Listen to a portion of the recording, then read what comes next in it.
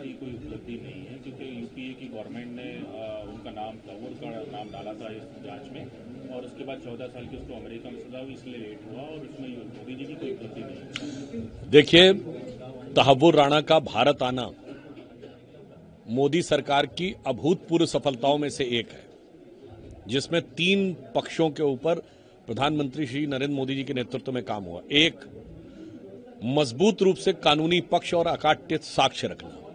दूसरा, कुशल कूटनीतिक दक्षता यानी डिप्लोमेटिक डेक्सटेरिटी। और तीसरा, दृढ़ इच्छा शक्ति।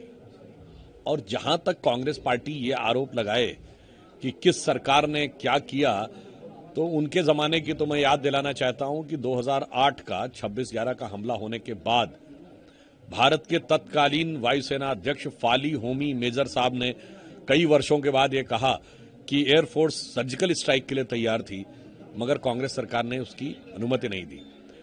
पूर्व अमेरिकी राष्ट्रपति बैरक ओबामा ने अपनी किताब द प्रॉमिस लैंड में यह लिखा है 2010 में भारत यात्रा में मनमोहन सिंह जी के बात के आधार पर कि भारत की सेना एक बड़ी कार्रवाई के लिए तैयार थी, परंतु उस समय कांग्रेस की सरकार को यह लगा कि इससे भारतीय जनता पार्टी को लाभ न मिल जाए, इसलिए उन्होंने ऐसा नहीं किया था।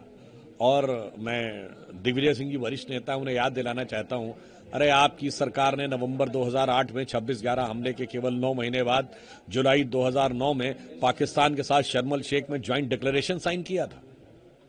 यानी, और आपने कहा था शांति वार्ता आतंकवाद से प्रभावित नहीं होगी, यानी लोग मारते रहेंगे और हम वहां शांति के गीत गाते रहेंगे। और इतना ही नहीं, दुखद बात यह थी कि उस ज्वाइंट डिक्लेरेशन में बलूचिस्तान उसका हिस्सा था, यानी परोक्ष रूप से भारत सरकार बलूचिस्तान में अपना इन्वॉल्वमेंट मान रही थी। इतना शर्मसार करने वाला जिन लोगों ने एग्रीमेंट किया, वो आकर अगर ये आज बात कहते हैं, तो मुझे लगता है कि ये बहुत दुखद और विडंबनापूर्ण लगता है। हाँ, जहां तक वो ये कह रहे हैं कि उनकी सरकार ने डोजियर में तहव्वुर राणा का नाम भेजा था, तो मैं कांग्रेस पार्टी को और उनके वरिष्ठ नेता श्री दिग्विजय सिंह जी को बता देना चाहता हूं, जनाब आप क्या बात कर रहे हैं। आज तो पाकिस्तान यूएन को भेजे गए भारत के खिलाफ डोजियर में आपके नेता राहुल गांधी जी का नाम कोट करता है। मुझे लगता है इससे ज्यादा शर्मसार करने वाली बात कांग्रेस पार्टी के लिए नहीं हो सकती है। इसलिए जो कांग्रेस पार्टी कह रही है वो यथार्थ के धरातल पर कितना असत्य है यह साफ हो जाता है। तो उनके इस बयान को मैं एक पंक्ति में कहना चाहूंगा कि आतंकवाद के मुद्दे पे यदि कांग्रेस और यूपीए कहे कि वो मोदी सरकार से बेहतर काम कर रही है, तो इस पे मुझे एक पंक्ति याद आती है, एक शेर याद आता है कि सच जरा सा घटे या बढ़े तो सच सच न रहे, मगर झूठ की तो कोई इंतहा नहीं, और लाख चेहरे बदल के आ जाते हैं ये, पर आईना कमबख्त झूठ बोलता ही नहीं। सर, पश्चिम बंगाल में हिंसा जारी है। पिछले दिनों वक्फ बोर्ड को लेकर जो है विरोध प्रदर्शन के हिंसा हुई थी, कल फिर ट्रेनों पर पथराव किया गया है। देखिए, वक्फ बिल समस्त संवैधानिक प्रक्रियाओं को व्यवस्थित रूप से पूरा करने के बाद, यानी पहले वो बिल संसद में आया, फिर संयुक्त संसदीय समिति के पास गया, संयुक्त संसदीय समिति ने बहुत व्यापक उसके ऊपर विचार विमर्श किया और फीडबैक लिए, फिर दोनों सदनों में पास होकर राष्ट्रपति महोदया के साइन के द्वारा कानून बना है। परंतु अभी भी कुछ लोग इसमें जो राजनीति करने का प्रयास कर रहे हैं, दुखद बात यह है कि पश्चिम बंगाल में ही ऐसा क्यों हो रहा है।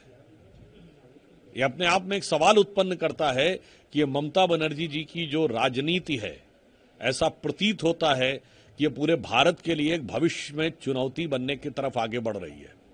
जिस प्रकार की उग्रता, आक्रामकता, भारत की व्यवस्था के प्रति अवमानना इसमें दिखाई पड़ती है, तो चूंकि एनडीए गठबंधन के पार्टी हैं, तो मैं राहुल गांधी से भी पूछना चाहता हूं, आपने कहा था आपकी लड़ाई इंडियन स्टेट से भी है, तो क्या ये इंडियन स्टेट से लड़ने का एक तरीका है।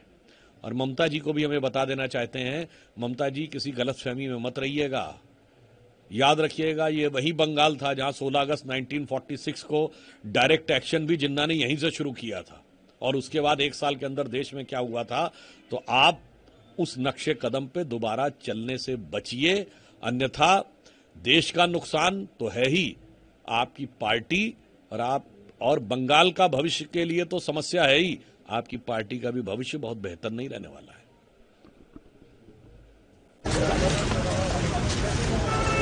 न्यूज नेशन अब व्हाट्सएप पर खबरों के ताजा अपडेट के लिए न्यूज नेशन के इस QR कोड को स्कैन करें।